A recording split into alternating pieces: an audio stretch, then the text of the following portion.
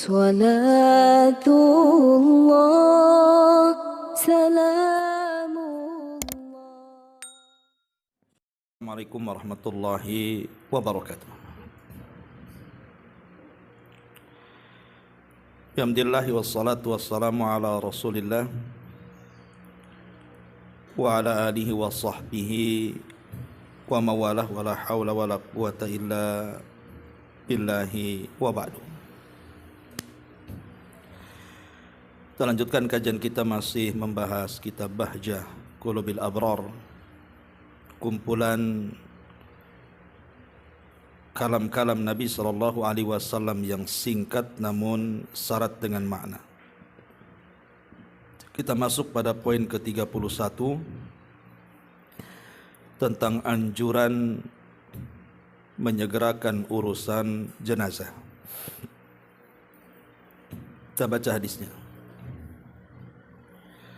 An Abi Hurairah radhiyallahu anhu qala qala Rasulullah sallallahu alaihi wasallam asri'u bil janazati fa in taku salihatan fa khairun tuqaddimunaha ilaihi wa in taku ghaira dhalika fa syarrun tad'unahu an riqabikum. Muttafaqun alaih. Dari Abu Hurairah radhiyallahu an, beliau berkata, Nabi sallallahu alaihi wasallam bersabda, segerakanlah pengurusan jenazah, karena jika jenazah itu orang baik, orang saleh, kalian telah mempercepat kebaikan untuknya. Namun jika tidak, artinya jenazah itu bukan orang saleh tapi orang jahat, berarti kalian telah menyingkirkan kejelekan dari pundak-pundak kalian.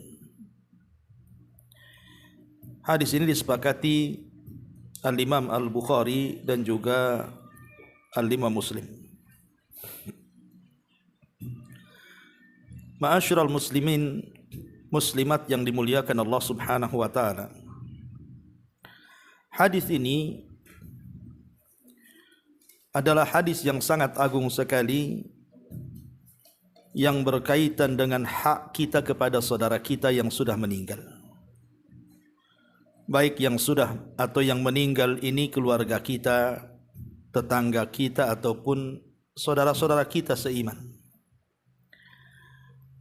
Maka kewajiban kita seorang muslim adalah mengurus jenazahnya, memfardu kifayahkan jenazahnya. Karena ini bagian daripada hakul muslim alal muslim, hak seorang muslim terhadap muslim yang lainnya. Ma'asyiral muslimat yang dimuliakan Allah Subhanahu wa taala. Bahkan Islam mengajarkan kepada kita bukan lagi seseorang itu sudah meninggal dunia. Bahkan saat-saat orang ini sedang meninggal dunia saja, ada adab-adab yang harus kita perhatikan. Dan di antara sekian adab yang sangat penting sekali, baik saat orang itu sedang sakit, kemudian sakaratul maut, kemudian mengalami kematian sampai dikuburkan, adalah mendoakan mereka. Jadi doa ini yang paling mereka hajatkan saat itu. Ma'asyiral muslimat yang dimuliakan Allah Azza wa Jalla, di antaranya adalah doa saat kita melihat ada di antara keluarga kita yang sedang sakit parah, yang mengantarkan kepada kematiannya. Disebutkan di dalam Sahih Muslim dari Ummu Salamah radhiyallahu anha, dia mengatakan, Nabi SAW bersabda, "Idza hadartumul marida faqulu khairan, fa innal malaikata yu'minuna ala ma taqulun." Kata Nabi SAW, kalau kalian hadir di dekat orang yang sedang sakit parah, entah dia keluarga kita, tetangga kita, atau siapapun dari manusia yang seakidah dan seiman dengan kita itu, maka jangan mengatakan sesuatu di sampingnya kecuali kebaikan. Karena saat itu malaikat sedang mengaminkan apa yang kalian katakan. Qalat, maka Ummu Salamah mengatakan, falamma mata Abu Salamata ataitu Rasulullah sallallahu alaihi wasallam faqultu inna Aba Salamata qad mat.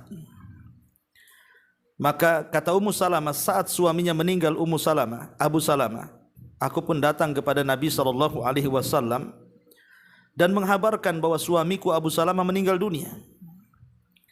Faqala li, maka Rasul menasihati aku, quli, katakan, Allahumma ghfirli walahu, ya Allah ampuni dosa-dosaku dan juga untuk dia yang meninggal.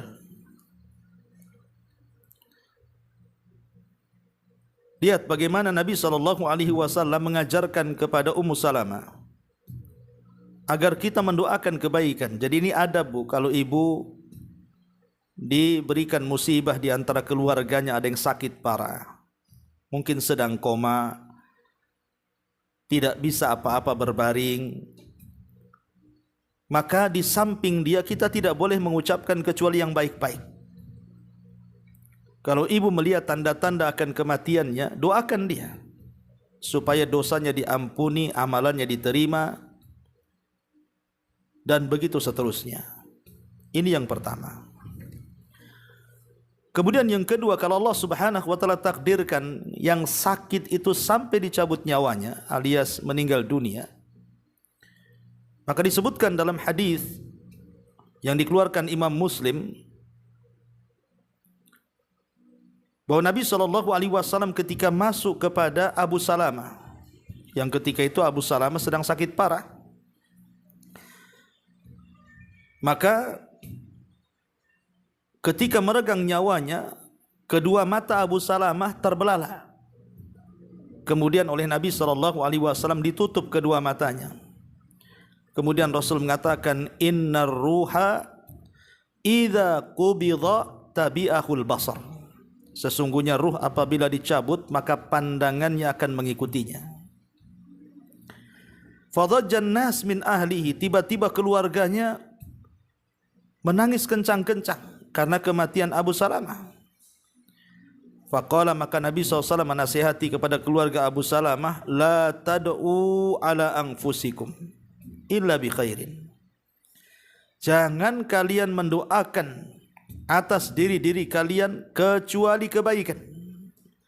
Fa innal malaikata yu'minuna ala ma taqulun. Sebab saat itu malaikat akan mengaminkan apapun yang kalian katakan. Maka ini tempat yang kedua. Kita disuruh untuk berdoa, Bu, saat ruhnya dicabut. Maka jangan mengatakan sesuatu kecuali kebaikan, karena ketika itu malaikat sedang mengaminkan doa-doa kita. Kemudian yang ketiga, saat solat. Maka saat solat jenazah juga kita disyariatkan untuk berdoa dengan doa yang warid dari Nabi SAW. Kita tahu bahwa salat jenazah itu terdiri atau terangkai dari 4 takbir. Takbir yang pertama disyariatkan membaca surah Al-Fatihah dan surat. Kemudian takbir yang kedua disyariatkan membaca salawat Ibrahimiyah. Kemudian takbir yang ketiga disinilah disyariatkan untuk berdoa dengan doa yang baik yang warid dari Nabi SAW, seperti Allahumma ghfir lahu warhamhu wa'fu anhu wa'afihi wa akrim nuzulahu wa wasi' madkhalahu waghsilhu bil ma'in wathaljin wa bardin wa nakkihi minal khataya kama yunaqqa thawbul abyadu minad danas wa abdilhu daran khairan min darihi wa ahlan khairan min ahlihi wa zawjan khairan min zawjihi wa qihi fitnatal qabri wa adzabi. Ya Allah, ampuni orang ini. Ya Allah, rahmati orang ini. Ya Allah, maafkan kesalahan-kesalahannya. Ya Allah, tempatkan dia di tempat yang baik, luaskan kuburannya, mandikan dia dengan air, dengan salju dan dengan embun, bersihkan dosanya sebagaimana engkau membersihkan pakaian yang kotor dari kotorannya. Ganti tempat yang lebih baik, ganti keluarga yang lebih baik, ganti pasangan yang lebih baik, dan hindarkan dia dari fitnah kubur dan azabnya. Nah, inilah doa yang disyariatkan seorang muslim apabila sedang menyolatkan jenazah. Atau dengan doa yang lain yang diajarkan Rasul, Allahumma ghfir li hayyina wa mayyitina wa saghirina wa kabirina wa dhakarina wa unthana wa syahidina wa ghaibina. Allahumma man ahyaitahu minna fa ahyihi alal iman wa man tawaffaitahu minna fatawaffihi alal islam. Allahumma la tahrimna ajrahu wa la tudillana ba'dahu. Ya Allah, ampuni terhadap orang yang masih hidup di antara kami, orang yang sudah mati di antara kami, anak-anak kami, orang dewasa kami, laki-laki kami, perempuan kami, yang kami saksikan, yang tidak kami saksikan. Ya Allah, siapapun yang kau hidupkan, maka hidupkan dia di atas iman. Siapapun yang kau wafatkan, wafatkan dia di atas Islam. Dan jangan kau haramkan pahalanya, dan jangan kau sesatkan setelahnya. Nah, ini juga di antara doa yang dibaca saat melaksanakan sholat jenazah. Dan banyak lafaz-lafaz yang diajarkan Nabi SAW. Dan saat inilah yang mereka hajatkan. Ini kesempatan seseorang itu menyolatkan orang lain, apalagi kalau seandainya yang meninggal itu orang tuanya. Ini kesempatan anaknya mensolatkan dan mendoakan dengan doa yang ikhlas di situ. Karena orang-orang yang mensalatkan jenazah ini itu bisa memberikan syafaat kepada orang yang disolatkannya. Makanya saya punya pengalaman. Waktu itu saya masih berdakwah di Tanjung Pinang sana, di daerah Kijang. Kebetulan saya diminta untuk memfardu kifayahkan salah seorang yang meninggal di situ. Ya, namanya juga diundang, ya kita mandikan jenazahnya, kita kafankan. Pas kita solatkan, aneh gitu ya, hampir semua anak laki-lakinya itu ada sekitar 4 ke 5 gitu ya. Dia sedang duduk-duduk tuh di kursi tenda tuh. Jadi saya tanya kepada orang-orang, kenapa anaknya kemudian tidak ikut ke masjid menyolatkan? Asik ngobrol, rokokan gak jelas gitu. Ini kesempatan mereka mendoakan. Sudah ketika saya memandikan mereka juga tidak tolong. Ketika mengkafankan tidak tolong, asik duduk-duduk. Sekarang ketika menyolatkan pula duduk-duduk di situ. Sampai waktu itu saya mengelus dada juga. Kok ada anak yang seperti itu gitu loh. Kayaknya senang aja dia orang tuanya meninggal itu. Ini kan durhaka ya. Kecuali mungkin perempuan, dia sedang haid, wajar. Ini laki-laki, ya. Dan itu hari terakhir dia melihat orang tuanya untuk dikuburkan. Tak ada yang menyolatkan. Sampai saya tegur waktu itu. Tapi mereka diam saja. Subhanallah. Jadi jangan seperti itu. Kalau memang itu keluarganya atau tetangganya atau siapapun yang kita cintai, ini kesempatan kita ini untuk mendoakan di waktu sholatnya. Ini yang ketiga. Kemudian yang keempat, saat dibawa ke kuburan kemudian dikuburkan, maka disebutkan dalam sebuah riwayat, apabila seseorang itu masuk ke dalam kuburan, ke areal kuburan, maka kita disyariatkan untuk mendoakan dalam ucapan salam kita kepada penduduk kubur. Assalamualaikum ya ahlad diyar minal muslimina wal mu'minin wa inna insyaallah bikumul lahikun nas'alullah lana walakumul afiyah. Kata Nabi SAW, kalau kita masuk ke areal kuburan, ucapkan Assalamualaikum ya ahlad diyar. Keselamatan bagi kalian wahai penduduk kubur, baik dari mukmin laki-laki atau mukmin perempuan. Dan insya Allah kami pun akan menyusul kalian, dan kami hanya meminta kepada Allah untuk kami dan kalian agar dosa-dosanya Allah ampuni. Jadi kita disyariatkan untuk mendoakan saat masuk areal kuburan itu. Dan kalau seandainya jenazah itu sudah ditanam, maka Nabi SAW mengatakan, istaghfiru li akhikum wasalu lahu tathbit fa innahu an yus'al.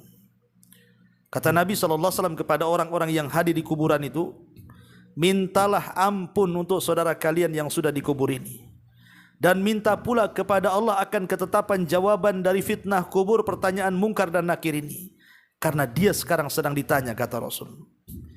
Berarti yang disyariatkan minimalnya orang yang ziarah kubur, orang yang mengantarkan jenazah ke kuburan, kemudian memendam jenazah itu atau tidak memendam, dia hanya menyaksikan di sekitar kuburan, minimal 2 perkara yang kita minta untuk saudara kita, apalagi itu keluarga kita, apalagi itu ibu kita, apalagi itu pasangan kita, apalagi itu anak kita.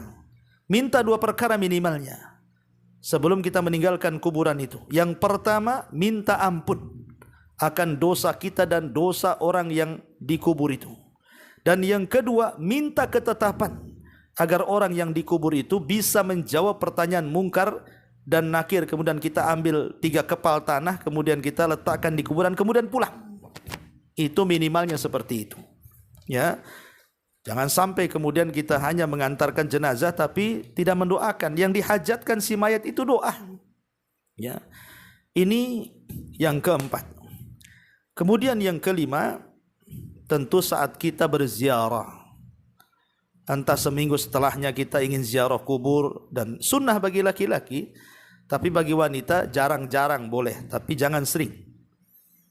Maka saat berziarah juga kita mendoakan, Rabbana ighfir lana wa li ikhwanina alladhina sabaquna bil iman wa la taj'al fi qulubina ghillan lil ladzina amanu rabbana innaka raufur rahim. Ya Allah, ampunilah dosa-dosa kami dan dosa-dosa saudara-saudara kami yang telah mendahului kami dengan keimanan. Ya, kita mendoakan mereka. Inilah 5 tempat doa yang sangat dihajatkan si mayat. Jangan sia-siakan. Ya, saya ulang, ketika dia mengalami sakit parah, mendekati sakaratul maut, kemudian yang kedua setelah dicabut ruhnya, maka 2 tempat ini jangan mengatakan kecuali yang baik-baik. Kemudian yang ketiga saat salat, kemudian yang keempat saat dikuburkan, dan yang terakhir saat ziarah kubur. Inilah tempat-tempat doa mustajab bagi si mayat, jangan ditinggalkan. Ma'asyiral muslimat yang dimuliakan Allah Subhanahu wa taala. Kemudian yang kedua pembahasan kita dalam hadis yang kita baca ini mengajarkan kepada kita tentang adab, etika, bagaimana kita ini beradab dengan jenazah. Apa saja adab kita ini dengan jenazah ini? Apabila ada saudara kita yang meninggal dunia, pertama, adab yang harus kita lakukan, Bu, adamun niyahati. Jangan sampai kita ini selaku keluarga melakukan niyahah.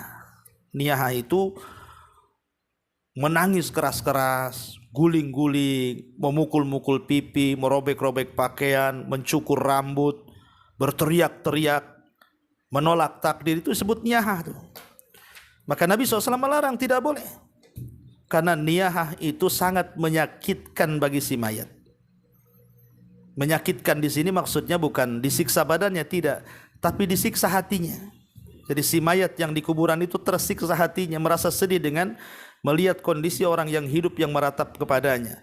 Bahkan Rasul mengatakan, laisa minna man latamal khudud wa syaqqal juyub wa da'a bid'wal jahiliyah. Bukan termasuk umatku, kata Rasul, orang yang memukul-mukul pipi, merobek-robek pakaian, bahkan berteriak-teriak ala jahiliyah. Ini yang pertama. Ya, jangan niyahah.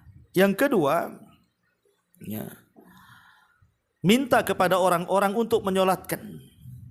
Jadi kalau ibu ada keluarganya meninggal dunia, ajak tetangga-tetangganya, ajak kawan-kawannya, ajak karib kerabatnya untuk ikut menyolatkan, khususnya yang laki-laki.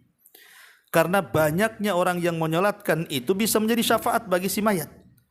Kata Nabi SAW, ma min mayyitin tusalli alaihi ummatun minal muslimin yablughuna mi'atan kulluhum yashfa'una lahu illa syufi'u fihi. Tidaklah ada satu jenazah, satu mayat yang disolatkan dari umat kaum muslimin mencapai 100 orang yang menyolatkan. Dan yang 100 itu memintakan syafaat kepada Allah akan si mayat ini, kecuali Allah akan berikan syafaat. Maka ajak juga orang-orang untuk ikut menyolatkan. Bahkan dalam riwayat tidak harus 100, cukup 40 orang saja dan memintakan syafaat kepada Allah, kecuali akan diberikan syafaat. Kemudian yang ketiga, hendaklah kemudian memfardu kifayakan. Pertama, kalau ada orang meninggal itu, maka mandikan si mayat ini. Mandikan. Dan yang memandikan adalah orang yang amanah. Karena kalau tidak amanah, maka dia akan menceritakan aib-aib si jenazah. Dan kalau memang ada yang diwasiatkan sebelum kematiannya, maka orang yang diwasiati itulah yang memandikannya. Kemudian setelah itu dikafani. Dikafani dengan 3 helai kain kafan bagi laki-laki, bagi perempuan 5 helai kain kafan, ataupun 3 helai kain kafan. Kemudian disolatkan, baru kemudian diantar jenazah itu sampai ke kuburan. Dan yang mengantarkan jenazah, yang mengangkut jenazah, laki-laki bukan perempuan. Jadi yang mengusung jenazah adalah laki-laki, bukan perempuan. Ya. Lah dalam prosesi seperti ini, mulai dari pemandian, pengkafanan, mensolatkan, mengantarkan ke kuburan, lah harus bersegera sesuai hadis yang kita pelajari di sini. Ya, bersegera. Kata Nabi SAW di sini, asri ubil janazah, segerakan proses fardu kifayah jenazah itu. Mulai dari, saya ulangi, dari memandikan, mengkafankan dan menyolatkan serta menguburkan, segerakan. Alasannya apa? Karena Rasul yang mengatakan fa in taku salihatan fa khairun tuqaddimunaha ilaihi. Kalau si mayat ini orang baik, di masa hidupnya dia taat, di masa hidupnya dia ahli ibadah, muamalahnya juga bagus dengan masyarakat, akidahnya juga lurus, maka itu kebaikan yang disegerakan untuk si mayat. Tapi kalau dia orang jahat semasa hidupnya, sholat pun tidak, gitu kan, minum khamr, berzina, minum judi, zalim, pokoknya tidak pernah beribadah, maka kalau kita menyegerakan itu sama dengan melepaskan keburukan. Karena dikhawatirkan kalau seandainya dia ada di rumah kita dan tidak disegerakan dikuburkan, Allah turunkan azab bagi dia, yang kemudian kita pun ikut terlibat dalam azab itu. Wattaqu fitnatal la tusibanna alladziina zalamu minkum khassah. Takutlah akan fitnah yang kalau Allah turunkan bukan hanya terkena kepada orang-orang yang zalim saja di antara mereka, tapi orang baik pun terkena imbasnya. Maka dengan menyegerakan orang jahat itu, dengan berarti telah melepaskan kita dari keburukannya. Jadi dua-duanya disegerakan, mau dia orang baik, mau dia orang jahat, segerakan. Kalau dia orang baik, biar cepat dia merasakan nikmat kubur. Itu dalam bentuk kasihan kita dengan orang tua kita, dengan saudara kita, dengan pasangan kita yang sudah meninggal. Kalau dia orang baik, supaya dia lebih tenang lagi. Bahkan boleh jadi kalau dia mendapatkan nikmat kubur, hidupnya lebih senang dibandingkan orang yang hidup di dunia, kan itu. Tapi kalau dia orang jahat, maka hidupnya jauh lebih susah dibandingkan sebelum kematiannya. Karena Rasulullah SAW mengatakan seperti itu. Ya, maka ini adab, segerakan jenazah itu, dan ini bagian daripada fardu kifayah. Kalau sudah ada yang melaksanakannya, berarti gugur bagi yang lainnya. Nah, kemudian bagi kita yang kemudian mengantarkan jenazah menggunakan kendaraan, entah motor, entah mobil, maka jangan di depan jenazah, tetapi kita iringi dari belakangnya. Dan itu berdasarkan hadis ar-raqib khalfal janazah wal mashi haitsu sya'a minha. Adapun yang berkendaraan, kata Rasul, hendaklah berjalan di belakang jenazah. Tapi yang berjalan kaki terserah dia, mau di depan, mau di samping, mau di depan, tidak ada larangan. Tetapi yang berkendaraan, dan umumnya sekarang kan memang berkendaraan, apalagi areal kuburan sangat jauh dari sini ke Batu Besar atau ke Temiang atau ke mana dari sini ke daerah Sungai Panas itu kan jauh, tidak mungkin jalan kaki. Rata-rata kan pakai kendaraan, motor, mobil. Maka sebagai adab kita iringi jenazah dari belakang. Anda yang pakai mobil, Anda yang pakai motor, maka dari belakang jenazah. Ya, kecuali yang berjalan kaki ya terserah, ya. Tapi kalau di Batam ini rasa-rasanya berjalan kaki nggak ada ya, kecuali yang dekat-dekat rumahnya dengan kuburan. Ya. Ma'asyiral muslimat yang dimuliakan Allah Subhanahu wa taala. Kemudian juga di antara adabnya jangan mengikuti jenazah itu melakukan hal-hal yang menyimpang dari syariat. Tidak boleh ya menyimpang daripada syariat itu. Ya, umpamanya melakukan hal-hal yang tidak dicontohkan dalam pengiringan jenazah sampai di kuburan dengan melaksanakan ritual-ritual yang tidak ada contohnya. Ya. Kemudian juga ketika mengantarkan jenazah itu disunahkan kepada yang hadir yang mengikuti jenazah itu untuk berdiri. Jangan duduk sampai jenazahnya diletakkan. Jadi kalau kita ini mengantarkan jenazah ke kuburan, jangan dulu duduk. Biar jenazahnya diletakkan dulu, setelah dikubur baru kita boleh duduk. Itu pun perhatikan, jangan sampai duduk di atas kuburan orang atau menginjak kuburan orang. Ya. Kemudian setelah itu kita doakan istighfar dan doakan ketetapan dengan jawaban-jawaban yang ditanya oleh mungkar dan nakir itu. Dan kalau memang dia orang baik, termasuk adab juga, kita boleh memujinya. Memang si jenazah ini semasa hidup memang orang baik, ahli sholat, ahli ibadah, muamalah dengan kita pun bagus, dengan tetangga pun tidak ada celah, tidak ada aib gitu kan. Maka kita boleh memujinya. Kita harus memuji, memang dia orang baik. Ya, karena pujian kita kepada orang yang sudah meninggal itu salah satu rekomendasi kebaikan dia setelah kematiannya. Sebagaimana ada hadis, di zaman Nabi itu ada jenazah lewat, kemudian manusia memujinya karena kebaikan semasa hidupnya. Kemudian lewat lagi jenazah, manusia memakinya karena semasa hidupnya dia jahat. Maka Rasul mengatakan, adapun yang pertama wajabat lahul jannah, maka dipastikan masuk surga. Adapun yang kedua dipastikan masuk neraka. Kenapa? Karena yang pertama dipuji kebaikannya, yang kedua dicela karena kejahatannya. Ya. Ma'asyiral muslimat yang dimuliakan Allah Azza wa Jalla, dan bagi pihak yang menguburkan yang masuk ke liang lahat, kalau bisa jangan tinggalkan bacaan bismillahi wa ala sunnati Rasulillah sallallahu alaihi wa ala alihi wasallam. Kemudian sebelum meninggalkan dibolehkan salah seorang tokoh, ustadz, untuk memberikan peringatan tentang kematian di kuburan sebagaimana dilakukan Nabi SAW. Bukan berkhutbah, bukan. Ya, kalau khutbah di kuburan tidak ada. Hanya memberikan nasihat sepatah dua patah kalimat tentang kematian, supaya orang-orang yang hadir itu diingatkan dengan kematian, bahwa mereka juga akan menyusul orang yang sudah meninggal. Nah, ini juga di antara adab-adab seputar jenazah. Ya. Kemudian pembahasan yang ketiga, amalan-amalan yang bermanfaat bagi si mayat. Amalan-amalan yang bermanfaat bagi si mayat itu terbagi menjadi dua. Ada amalan itu bermanfaat yang bersumber dari dirinya sendiri semasa hidupnya, sehingga setelah kematiannya amalan yang semasa hidupnya dia kerjakan itu bermanfaat untuk dia setelah kematiannya. Di antaranya hadis Nabi SAW, "Idza mata ibnu Adam in qata'a amaluhu illa min thalathin, sadaqatin jariyah aw ilmin yuntafa'u bihi aw waladin salihin yad'u lahu." Kata Nabi SAW, barang siapa yang anak Adam meninggal dunia, maka tidak ada yang dibawa kecuali tiga perkara: sedekah yang mengalir, ilmu yang bermanfaat, dan anak yang soleh yang mendoakan setelah kematiannya. Ini yang pertama.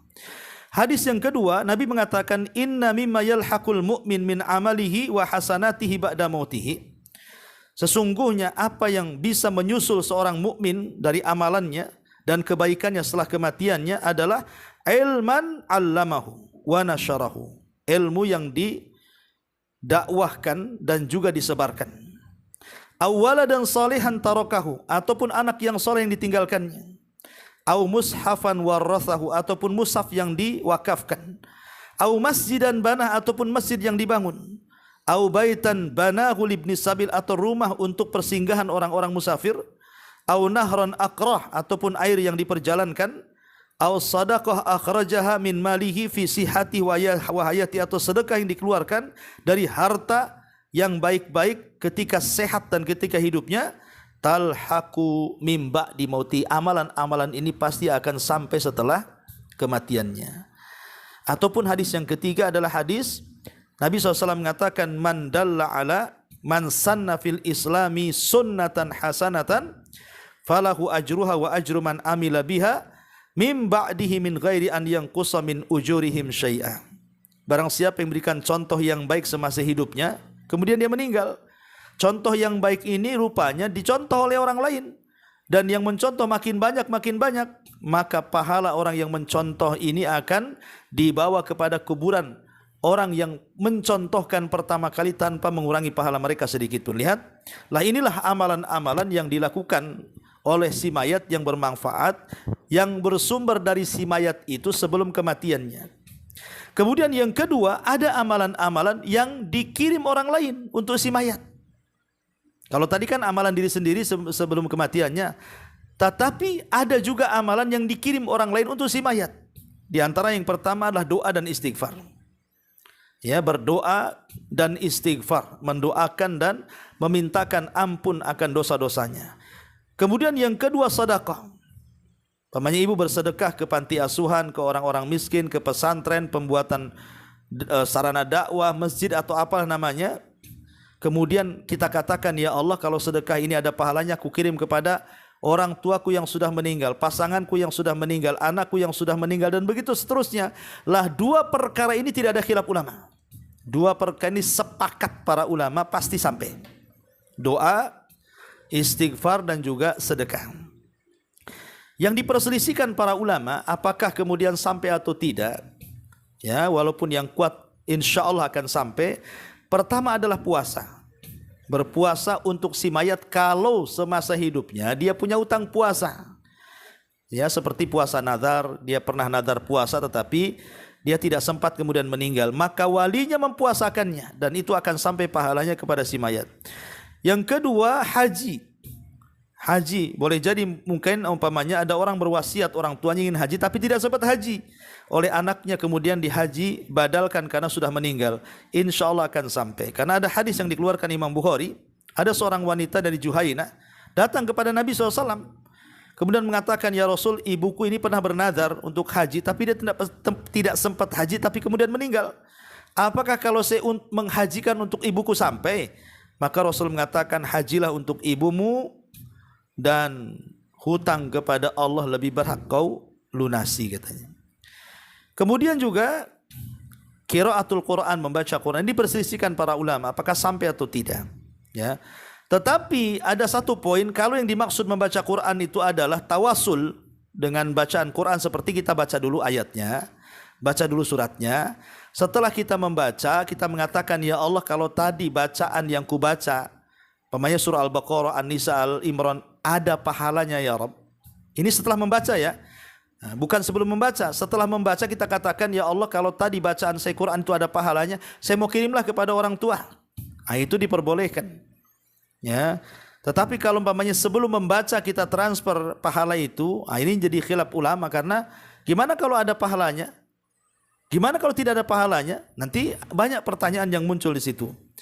Ya, kemudian termasuk juga yang yang disyariatkan untuk orang mati adalah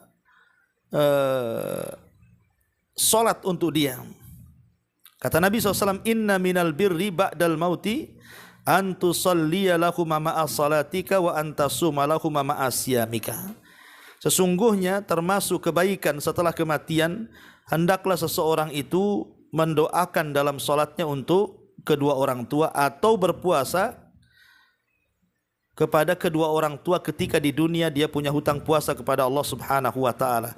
Dan banyak lagi amalan-amalan ini di antara yang disebutkan oleh para ulama. Taib, kita masuk kepada pembahasan bukunya, kita baca sedikit di sini. Perhatikan bukunya. Kata Syekh As-Sa'di rahimahullahu taala di sini, termasuk anugerah besar dari Allah kepada hamba-hambanya yang beriman, di mana amal ibadah yang mereka kerjakan secara berkesinambungan dan menjadi kebiasaan mereka apabila mereka Afwan, ya, salah baca, ya. Di sini hadis ini mengandung permasalahan-permasalahan usul ataupun furu', cabang-cabang.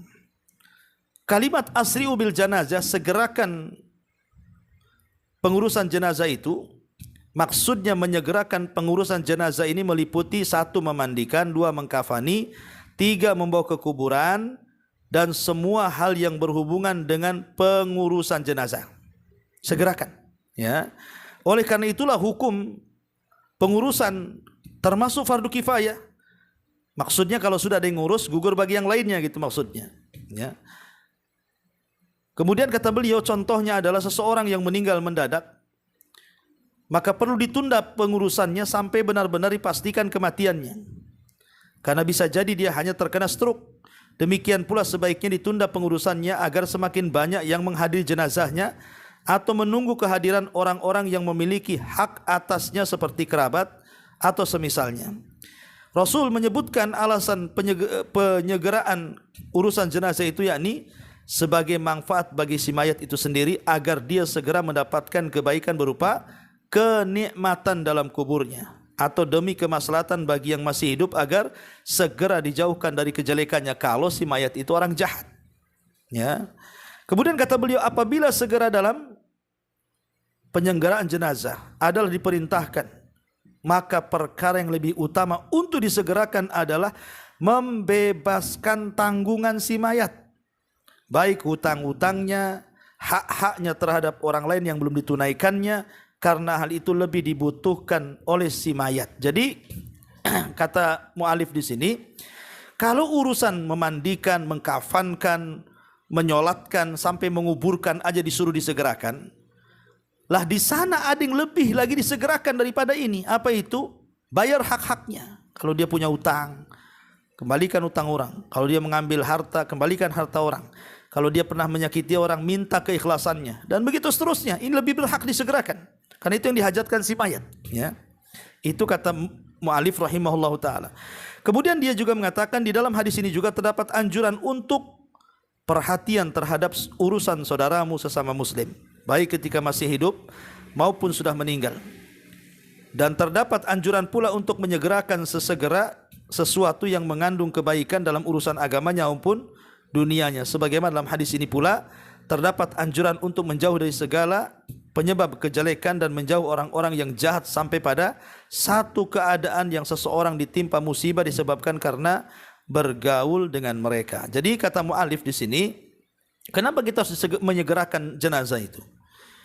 Karena ini bentuk perhatian kita kepada saudara kita. Nabi mengatakan, la yu'minu ahadukum hatta yuhibba li akhi ma yuhibbu li nafsi. Tidak sempurna iman seseorang itu sampai dia mencintai saudaranya seperti mencintai dirinya sendiri, baik saudara kita ini masih hidup ataupun sudah meninggal, ya. Ketika dia masih hidup, ya kita menolong, membantu, memberikan kebahagiaan kepada hatinya. Maka ketika dia sudah meninggal, maka kita pun yang memfardu kifayahkan. Nah, ini bentuk keimanan yang sempurna, mencintai saudaranya sesama muslim, ya. Kemudian kata beliau, hadis ini juga mengandung penetapan akan adanya kenikmatan dan azab di dalam barzah. Jadi kalau seandainya, kenapa kita harus menyegerakan jenazah itu?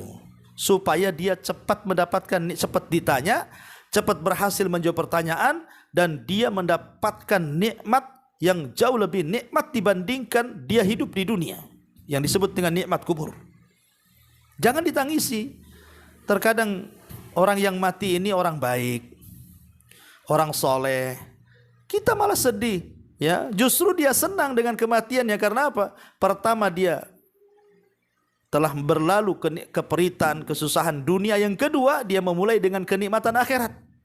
Sementara kita yang menangisi belum tentu lebih baik dibandingkan dia, kan begitu. Maka yang disyariatkan bukan menangisi, tetapi mendoakan, ya.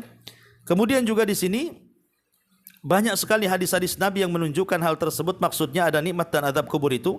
Hal itu bermula ketika sang mayit diletakkan dalam kuburnya dan telah selesai proses pemakamannya. Oleh karena itulah disyariatkan ketika proses pemakaman baru selesai untuk bertahan sejenak, berdiri di sekitar makamnya lalu berdoa untuknya, meminta ampunan atas dosa-dosanya dan meminta kemantapan supaya dia bisa menjawab pertanyaan mungkar dan nakir. Tadi saya sudah jelaskan, itulah yang paling penting saat kita berada di kuburan, mendoakan ampunan dan meminta ketetapan atas saudara kita. Dalam hadis ini juga terdapat peringatan atas sebab-sebab nikmat. Dalam hadis ini juga terdapat peringatan atas sebab-sebab nikmat dan azab kubur, yaitu bahwa sebab-sebab kenikmatan itu adalah kesolehan berdasarkan sabda Rasul, fa in kana salihatan. Jadi di sini hadis ini menjelaskan kalau kita ingin mendapatkan nikmat kubur, ya jadi orang baik di dunia. Kalau kita ingin mendapatkan kebaikan di kuburan atau setelah kematian, ya jadi orang baik di dunia. Karena ada istilah para ulama itu, ad-dunya mazra'atul lil akhirah. Dunia ini tempat bercocok tanam untuk kehidupan setelah kematian. Kalau dia tanam kebaikan, dia tuai kebaikan. Kalau dia tanam keburukan, ya dia tuai keburukan. Begitulah al-jaza min jinsil amal, bahwa balasan itu disesuaikan dengan amalannya. Maka kata beliau, fa in taku salihatan, adapun jika jenazah itu soleh, maksudnya kesalehan adalah satu kalimat yang mencakup atas sikap percaya dan taat kepada Allah dan Rasulnya, yakni mempercayai segala berita kebenaran, melaksanakan segala perintah, menjauhi segala larangan. Sedangkan azab kubur penyebabnya adalah tidak adanya kesolehan, baik karena ragu terhadap agama, berani melakukan hal-hal yang diharamkan, atau karena meninggalkan sesuatu yang wajib. Seluruh sebab-sebab yang dirinci di dalam hadis-hadis dan athar-athar ini semuanya bermuara kepada tiga hal tersebut.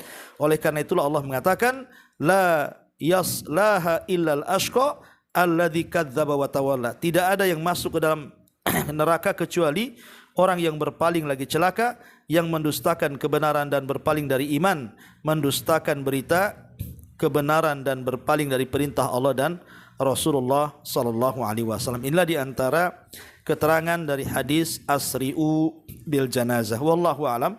Mudah-mudahan ada manfaatnya. Taib, sebelum saya tutup, silakan kalau ada yang mau bertanya.